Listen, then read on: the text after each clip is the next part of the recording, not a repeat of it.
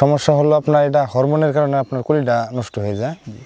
পরে কীটনাশকটা সঠিকভাবে পরিচর্যা না করতে পারলে আপনার দেখা যায় যে ওই রোগটা দমন করা যায় না। টাঙ্গাইলের মধুপুর এজন্য এক স্বর্ণশেখরের কোনো এক রাজধানী।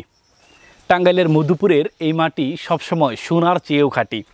আজকে আমরা কথা বলতে চলেছি টাঙ্গাইলের মধুপুরের একজন স্বনামধন্য পেঁপে চাষি ভাইয়ের সাথে। মধুপুরের এই লাল মাটিতে আনারস চাষের পাশাপাশি যে ধরনের পেঁপে চাষ তারা করতেছেন, উন্নত জাতের এসব পেঁপে চাষ করে তারা কতটুকু লাভবান, আজকে আমরা কথা বলবো একজন তরুণ উদ্যোক্তার সাথে। তার কাছ থেকে জানার চেষ্টা করব আনারসের পাশাপাশি এসব জমিতে পেঁপে চাষ করে তাদের কত টাকা খরচ হচ্ছে এবং তারা চারা কোথা থেকে সংগ্রহ করেছেন, এটা রোপণ পদ্ধতি কেমন, সার কীটনাশক কিংবা অন্যান্য যে জৈব সারগুলো রয়েছে সেগুলো কিভাবে প্রয়োগ করেন। বিস্তারিত বিষয় জুড়ে আপনাদের সাথে আছে আমি সাইফুল ইসলাম এবং আমাদের সাথে আছেন কৃষি কথা টিমের সকল সদস্যরা। পেঁপে চাষ সম্পর্কে জানতে চাইলে A to Z খুঁটিনাটি বিষয় জানতে চাইলে এবং পেঁপে চাষের কৌশল সম্পর্কে জানতে চাইলে প্রথম থেকে শেষ পর্যন্ত ভিডিওটি দেখবেন। আশা করি আপনারা অনেক কিছু জানতে পারবেন এবং আমরা এখন সরাসরি চলে যাব সেই প্রান্তিক পর্যায়ের কৃষক ভাইয়ের কাছে। আসসালামু আলাইকুম। ওয়ালাইকুম আসসালাম। কেমন আছেন ভাই? আলহামদুলিল্লাহ ভালো, আপনি কেমন আছেন? আলহামদুলিল্লাহ ভালো। আপনার মধুপুরে এসে জানতে পারলাম এই লাল মাটিতে অনেক পেঁপে চাষ হয়। জি। আপনারা এখানে কতটুকু জমিতে পেঁপে চাষ করেছেন? আমি এটা জমি আমার এখানে 3.5 বিঘা জমি আছে এখানে। 3.5 বিঘা? জি। আপনার পরিচয়টা যদি দিতেন, আপনি কোথায় থাকেন? এবং আমার পরিচয় হচ্ছে আমি টাঙ্গাইল জেলা মধুপুর থানা বেরিবাদ গ্রাম। এটা বেরিবেদ গ্রাম? জি। আচ্ছা, এখানে যে আপনি 3.5 বিঘা জমির উপরে পেঁপে চাষ করেছেন, এতে এখানে 1 বিঘা সমান কত শতাংশ? 1 বিঘা সমান এখানে হচ্ছে 30 শতাংশ। হ্যাঁ 30 শতাংশ। অর্থাৎ আপনি এখানে 3.5 বিঘা বা 105 শতাংশের মতো জায়গাতে পেঁপে চাষ করেছেন। জি। এই যেখানে পেঁপেগুলো চাষ করেছেন, এই যে চারাগুলো, মূলত চারাগুলো রোপণ করার পূর্বে মাটিটা কিভাবে প্রস্তুত করেন? এটা আমরা প্রথমে যখন এটা মাটি আমরা পরিচর্যা করি, ক্ষেত্রে আমরা ভালোভাবে প্রথম চাষ দিয়ে নিই, পরে বিঘা প্রতি 200 বস্তা করে গোবর দিই। বিঘা প্রতি? জি জি জি। 200 বস্তা করে গোবর দিয়ে তারপর আমরা এটা আবার পুনরায় বাংলা সার, পটাশ সার এগুলা দিয়ে পর আমরা এটা পুরোপুরি পরিচর্যা করে তারপর আমরা এখানে পেঁপের চারা বসাই। পেঁপের চারা বসান।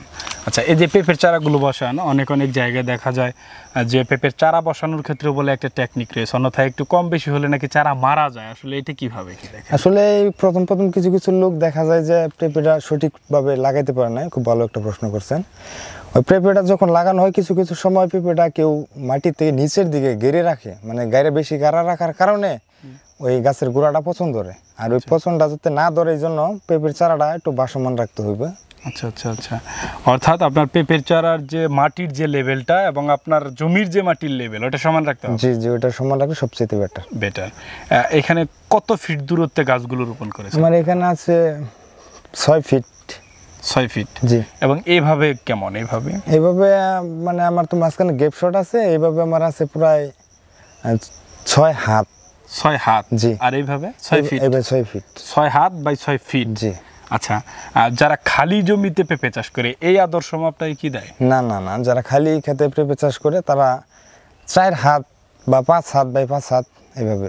প্রিয় দর্শক, প্রান্তিক পর্যায়ের যারা গ্রামীণ চাষি, তারা গ্রাম অঞ্চলে বসবাস করেন, তারা যে তথ্যটা দিচ্ছে এখানে যেভাবে তারা চাষ করেন সেই তথ্যটা আপনাদেরকে দেওয়া হচ্ছে। আচ্ছা ভাই, আপনি তো কতদিন যাবত আপনি এখানে পেঁপে চাষ করেন মধুপুরে? আমার পেঁপে চাষের বয়স হচ্ছে প্রায় 7 বছর। 7 বছর? জি। মাশাআল্লাহ, আলহামদুলিল্লাহ। আপনি কি গত বছরে পেঁপে চাষ করেছিলেন? না, আমি গত বছর পেঁপে চাষ করিনি, তার আগের বছর চাষ করেছিলেন। এই যে আপনারা এখানে পেঁপে চাষ করেছেন, এগুলোর জাতের নাম কি? এটা হচ্ছে টপ লেডি। Top lady? জি। চারাগুলো কিভাবে পান আপনারা? এই চারাগুলো আমরা নার্সারি থেকে কিনে আনি। নার্সারি থেকে নিয়ে আসেন? জি। এবং এখানে যে বিভিন্ন ধরনের দেখতে পারলাম যে পরামর্শগুলো কি দিতে হবে, কখন কি স্প্রে করতে হবে, যেমন ফুল ঝরে পড়া, বিভিন্ন ধরনের রোগও তো হয়, আপনি ভালো জানেন আমাদের থেকে। এই যে পরামর্শগুলো এগুলো আপনারা কিভাবে পান? এগুলো দেখা যায় আমরা অনেকদিন চাষ করার কারণ আমরা কিছুটা এটা বুঝি, আর যেটা আমরা না বুঝি আমরা ডিলারের পরামর্শ নিই। আচ্ছা, এই যে আপনি এখানে পেঁপে চাষ করেছেন, দেখতে পারলাম আপনি 3.5 বিঘা জমিতে পেঁপে চাষ করেছেন, এত সুন্দর যে গাছ হয়েছে, এর গোপন রহস্যটা কি যদি বলতেন? আসলে এটার গোপন রহস্য, আমরা যে নার্সারিতে চারাগুলো আনি ওনারা যদি আমরা পরিপূর্ণ আমাদের সঠিক চারা দেয়, আর সঠিক পরামর্শ দেয়, ওইভাবে আমরা যদি কাজ করি তাহলে গাছগুলো অনেক ভালো থাকে। অর্থাৎ তারা আপনাদেরকে সুন্দর চারাও দিয়েছে এবং পরামর্শও দিয়েছে। জি জি জি। আচ্ছা, এই যে গাছগুলো দেখতে পাচ্ছি আপনার, এটা চারা রোপণের পর কতদিন পর পর সার দেন বা কি ধরনের পরিচর্যা করেন? এটা আমরা যখন চারাটা রোপণ করি, দেখা যায় যে প্রথম ছোট গাছ থাকে, 15 দিন 12 দিন পর পর সার দিতে। ছোট গাছ বেশি সার ব্যবহার করা যায় না, অল্প অল্প করে সার দিয়ে ঘন ঘন সার দিলে আপনার গাছটা ভালো হয়। কি কি সার প্রয়োগ করেন? গাছে সার প্রয়োগ করি যেমন বাংলা, পটাশ, যমুনা, যেমন এগুলো। জি, এগুলো সার। এগুলো সম্পূর্ণটা নার্সারি যিনি করেন তার পরামর্শ অনুযায়ী করেন। জি। এটা আপনি যে সারটা দেন, এটা কত ফিট দূরত্বে আপনার সারটা দিতে হয়? এটা গাছটা যখন ছোট থাকে আমাদের একটা সেন্টিমিটার আছে, যেমন গাছের পুরা 12 ইঞ্চি জি দূর থেকে আপনার সারটা দিতে হবে। আর গাছের গোড়া যদি মানে নরমালি নিচু থাকে, জি, ওইভাবে যদি আপনি সার প্রয়োগ করেন, ঘন বৃষ্টি হলে আপনার গাছটা পচে যাওয়ার সম্ভাবনা পচে থাকে। যাওয়ার সম্ভাবনা রয়েছে। আচ্ছা, হ্যাঁ। এই যে আপনি এখানে যে পেঁপেগুলো চাষ করেছেন, এটা কি নিচু জায়গায় করা সম্ভব? সম্ভব, যদি এটা আপনার পুকুর খুদে, যারা কাহিরি বড় বড় কাহিরি থাকে, ওই কাহিরির উঁচু জায়গা দিয়ে যদি পেঁপে লাগায় খুব ভালো ফলন হবে। অর্থাৎ পুকুরের পাড় দিয়ে? জি জি। আচ্ছা, এই যে গাছগুলো, এটা মূলত কি জাতের পেঁপে বললেন? এটা হচ্ছে টপ লেডি। Top lady. জি। এই চারারও তো আমরা জানি অনেক দাম। হ্যাঁ জি, এছাড়া আমি আনছি 35 টাকা পিস। পেঁপে চাষ করার ক্ষেত্রে একদম রোপণ থেকে এই যে আপনি বিক্রি পর্যন্ত কি কি ধরনের সমস্যা হয় পেঁপে গাছে, এবং এটার কিভাবে আপনি প্রতিকার করেন? আসলে এটা আমার অনেক সমস্যা দেখা দিছিল। এই যে আমার যখন ঘন বৃষ্টি ছিল, জি গাছের গোড়া পচন ধরছিল, জি। তখন এই গাছের গোড়া পচনের জন্য আমি গাছের গোড়ায় ব্যবহার করছি মিস্টার টপ প্লাস হলো রেডিমেড গোল। এটা দিয়ে আমি ভালোভাবে উপর থেকে নিয়ে মানে 4 ইঞ্চি বা 6 ইঞ্চি গাছ অনুযায়ী উপর থেকে নিচের দিকে খুব ভালো করে গোড়াটা ভিজাইতে হবে, ভিজিয়ে তারপর ওই রোগটা আপনার নির্মূল করতে হবে। নির্মূল করতে হবে। জি। আপনি এই ধরনের সব ধরনের পরামর্শ কি আপনারা টোটালি নার্সারিওয়ালাদের কাছ থেকে পান? জি মানে ওনারা আপনাদেরকে, যারা নতুন তাদেরকেও কি সুন্দর পরামর্শ দেয়? জি, ওনারা সুন্দর পরামর্শ দেয়। আর ওনাদের পরামর্শ অনুযায়ী শুধু পরামর্শ দিলেই হবে না, আপনার পরামর্শ দেওয়ার মাঝে কিছু কারণ থাকে। যেমন আপনাকে সঠিক পরামর্শ দিচ্ছে, আপনি পরিচর্যায় ভুল করছেন, জি। সেটা নার্সারিওয়ালা তো বুঝবে না, সেটা আপনার আমার ব্যর্থতা। আচ্ছা। সেজন্যই আমরা এই সময় জিনিসগুলো প্রয়োগ করব, খুব ভালো করে প্রয়োগ করব, আর রোগ অনুযায়ী আমরা ওষুধগুলো ব্যবহার করে থাকি বা থাকবো। আচ্ছা, প্রথমত 1 থেকে 3 মাস বয়স পর্যন্ত গাছে অন্য কোনো ধরনের রোগ হয় না? যে রোগ হয়, আমরা এটা রোগের জন্য আমরা অনেক কীটনাশক ব্যবহার করে থাকি। পেঁপে চাষে বর্তমান সময়ে সব থেকে বড় সমস্যা যেটা ফুল ঝরে যাওয়া, এটা কিভাবে আপনারা সমাধান করেন? আসলে ফুল ঝরে যাওয়া এটা সমাধান করি আমরা, এটার মধ্যে আমরা প্রথমে কীটনাশক ব্যবহার করে নেব, যেমন রেডিমেড গোল্ড ছত্রাক দিব, তারপর আপনার ওই অটোমিডা একটা কীটনাশক আছে, ওইটা ব্যবহার করব গুটি পুঁইয়ের জন্য। পরে মাকড়ের জন্য লাল সানমেকটিন বা বাটিমেক, এটা ব্যবহার করে তারপর আমরা একটা ভিটামিন ডোজ করতে হবে। জি, আপনি ভিটামিনটা কেন প্রয়োগ করেছেন? ভিটামিনটা প্রয়োগ করি, আপনার ভিটামিন প্রয়োগ করতে হয় এই জন্যই, আমাদের গাছে হালকা একটু সমস্যা দেখা দিচ্ছে এখন, বর্তমান ফুলগুলা ঝরে যাচ্ছে। এটা আপনার কয়েকটা কারণে এটা হয়, যেহেতু এখন বর্তমান বৃষ্টি নেই, প্রখর রোদ। সমস্যা হলো আপনার এটা হরমোনের কারণে আপনার কলিটা নষ্ট হয়ে যায়।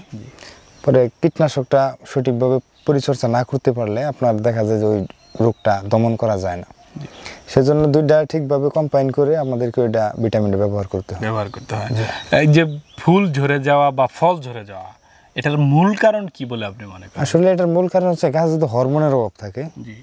আসলে একটা গাছে তো প্রচুর মাল ধরে, এখানে দেখা যাচ্ছে যে পরিপূর্ণ যদি খাদ্য বা হরমোন গাছে না থাকে, তাহলে গাছে উপরের মালগুলা ঝরে যাবে।